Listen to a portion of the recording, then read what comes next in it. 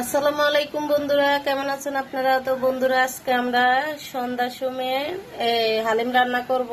এই যে হালিমের শাহী হালিম। এখন মাংসটা এদিকে আমি মাংস নিছি, মুরগির মাংস দিয়ে আজকে আমি হালিম রান্না করব। এটা আগে এখন বাজ্জা নিব, সাথে থাকুন। এখন আমি তেলটা দিয়ে দিব। এখন আমি পেঁয়াজ দিয়ে দিব। এখন আমি মাংসগুলো দিয়ে দিব একসাথে। পেঁয়াজ মাংস একসাথে লাল হয়ে যাবে।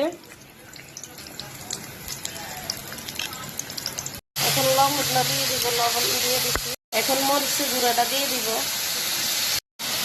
বন্ধুরা, আমরা একটু মরিচ বেশি দিছি, এবার ছেলেরা জাল পছন্দ করে, একটা জাল জাল হালিম খাবে।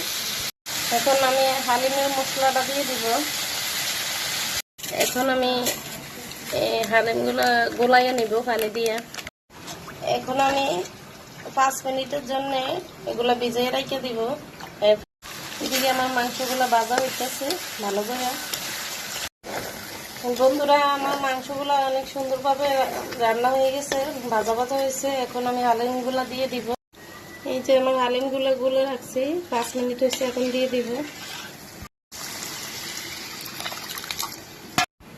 তো বন্ধুরা, এই হালিম দেওয়ার পরে লাড়া দিতে হয়, না হলে নিচে দিয়ে লেগে যাবে। আমার হালিম রান্না হয়ে গেছে, দেখছেন তো হালিমটা কত গাঢ়া হয়েছে। আর একটু মশলা আমি বাকি রাখছি, এখন এটা দিয়ে দিব। তো বন্ধুরা, এখন এই দেখছেন তো আমার হালিম রান্না হয়ে গেছে। আমি পরে মশলাটা দিয়েছি, গ্রান সুন্দর একটা গ্রান আসে, তাই এখন দেওয়া হয়েছে। বন্ধুরা, এখন আমি উঠে নিব।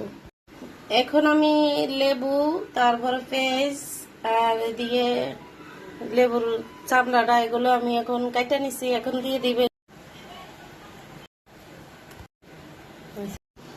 বন্ধুরা, দেখছেন আমি কত সুন্দর করে সাজিয়েছি হালিমটা। এই যে আমার হালিম আজকে রান্না হয়ে গেছে বন্ধুরা। এখন আমরা খাওয়া দাওয়া করব। তো আজকে এত সুন্দরভাবে সাজানোর জন্য হালিমটা একটা লাইক দিয়ে দিবেন বন্ধুরা। আজকে তাহলে এই পর্যন্ত। আল্লাহ হাফেজ।